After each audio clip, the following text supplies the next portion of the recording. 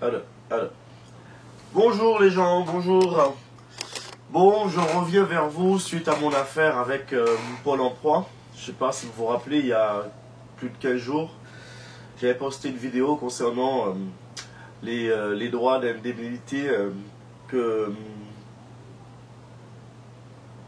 Pôle emploi nous verse quand on est au chômage. Et je vous expliquais que voilà, c'était pas automatique. Si on avait évolué dans nos différentes activités, différents boulots, le salaire avait augmenté. Pôle emploi n'augmentait pas automatiquement les indemnités en fonction du salaire qu'on gagnait. C'était calculé sur 2 ans. En gros, voilà, j'ai eu toutes les explications avec Pôle emploi, il y a eu beaucoup d'échanges.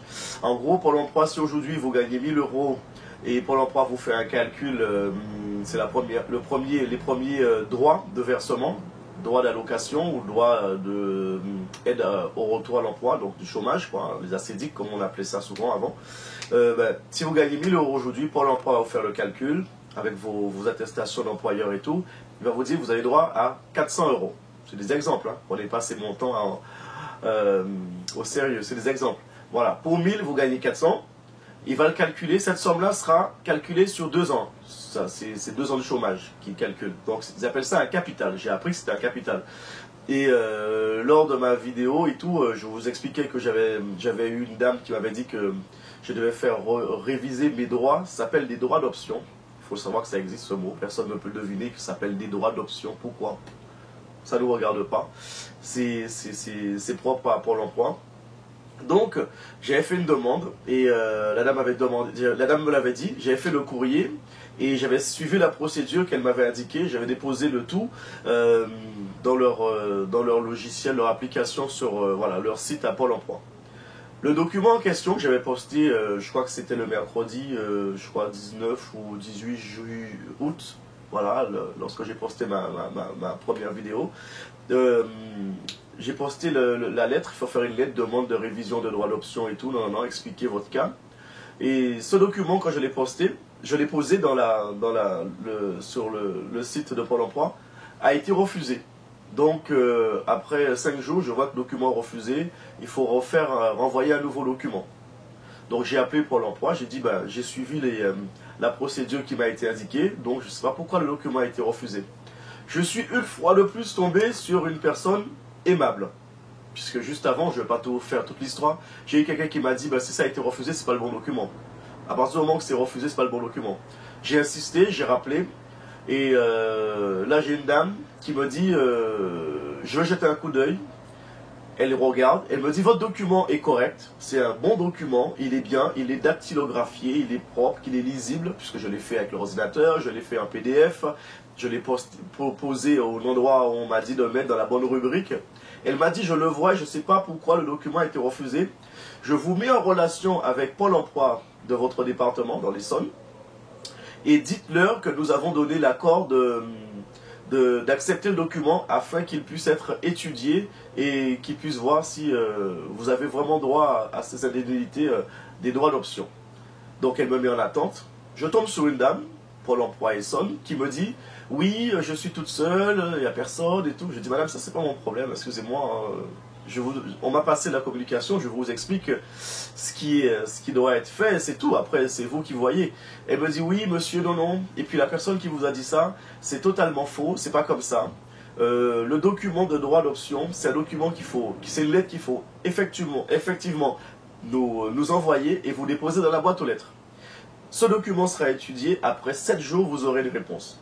J'ai dit, madame, je ne vais pas encore refaire tout ceci, qu'après on me dit, c'est pas la bonne procédure. Elle m'a dit, monsieur, c'est la procédure. Je ne vais pas discuter avec eux. Le document, il est resté sur leur truc, qu'ils l'acceptent ou pas, c'est pas grave. Je l'ai juste imprimé, ma lettre que j'avais faite, je l'ai imprimée. J'ai mis dans une enveloppe, je l'ai posée dans la boîte aux lettres de Pôle emploi. Après 4 jours, ce même document a été accepté sur leur logiciel. Donc ils ont dû recevoir. Et ils ont fait la comparaison, que c'était un bon document qui était normalement rédigé, et ils l'ont accepté.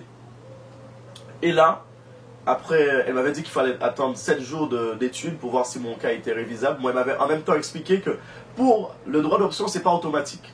Même si vous touchez plus, il faut que ce plus soit équivalent à 30% du salaire que vous aviez avant, des droits que vous aviez. Le capital sur les 2 ans, il faut que ça soit 30%. C'est assez compliqué quand même. Hein. Il faut être vraiment à l'écoute, mais quand il s'agit d'argent, je suis un peu attentif. Donc, elle me dit, il faut que ça soit quasiment, il faut que ça soit équivalent à minimum 30% du salaire que vous avez. Sinon, le capital de 2 ans, on gardera votre capital sur 2 ans. Est-ce que vous allez, même si vous gagnez un petit peu plus sur un petit boulot, s'il n'est pas équivalent à 30% minimum, ça ne changera rien. Il sera refusé. Donc, ce n'est pas automatique.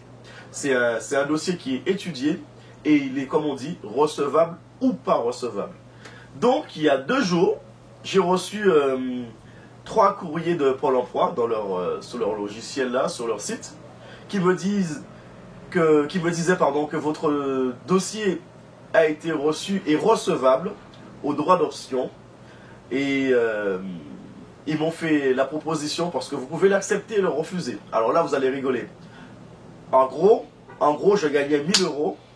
C'est pas le montant. Je vous dis, ne vous arrêtez pas sur le montant. Je donne des exemples avec des chiffres ronds, comme ça, c'est plus parlant à tout le monde.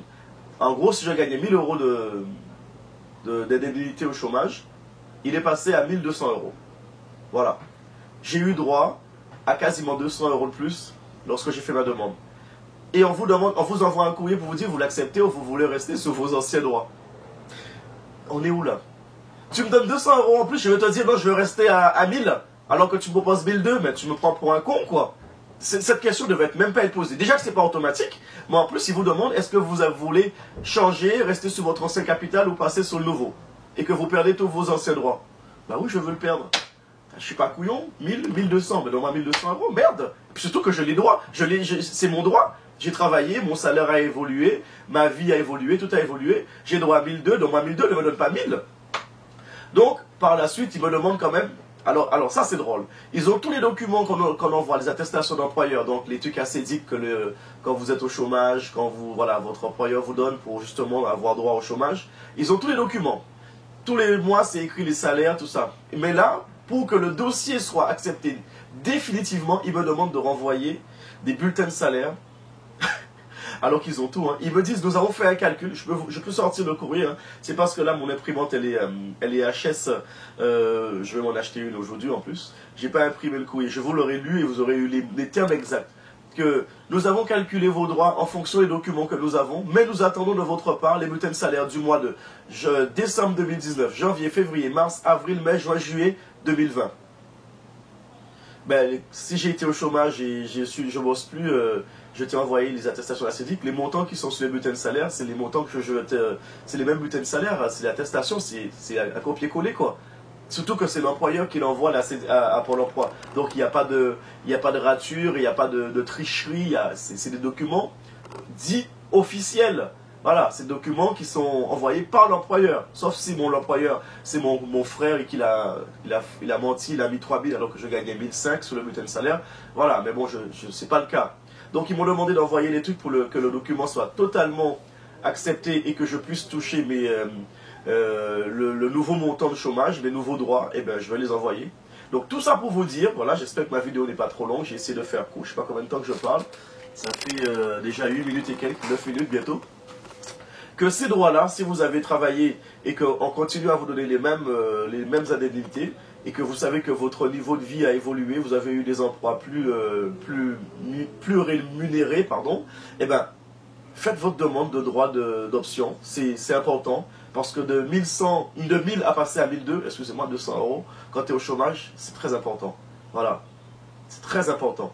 Et je me rends compte qu'il y a un gros problème dans notre système, quoi. Il faut vraiment qu'on se réveille, tous.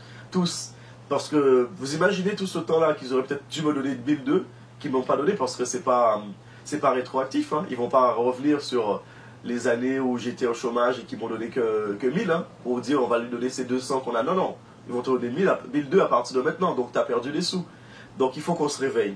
Et cela va dans les deux sens, comme je disais la dernière fois. Celui qui gagnait, qui était bien, qui était cadre, qui touchait bien, et puis après il a perdu son niveau de salaire, son niveau de salaire a baissé, et qui continue à toucher les indemnités sur 2 ans de son salaire de 3000 euros de cadre, tant mieux pour lui. Mais voilà quoi, il va falloir qu'on se réveille, c'est pas bien tout ça. Voilà, donc je tenais vraiment à vous le dire. Ça s'appelle les droits d'option. Si votre niveau de salaire a évolué, qu'il fasse plus de 30% ou moins de 30%, vous vous en foutez, vous n'êtes pas là pour faire des calculs, vous n'êtes pas des mathématiciens, c'est le boulot de Pôle emploi. Vous faites la demande, voilà, c'est tout. Et accepter, c'est accepter, c'est pas accepter, c'est pas accepter. Vous le faites, ça ne nous coûte rien. Moi, c'est juste une lettre que j'ai faite. S'il y en a qui veulent le modèle de lettre, je peux vous dire que là-dessus, j'ai une bonne plume pour ça. Je peux vous l'envoyer en privé. Voilà, je vous mettrai bien les... Je vous donnerai la lettre, voilà. Je vais effacer des montants quand même, ça ne vous regarde pas, bande de curieux. Et je vous donnerai tout ça. Voilà, donc ça s'appelle des droits d'option. Faites votre demande de droit d'option et je peux vous dire que ça fait du bien.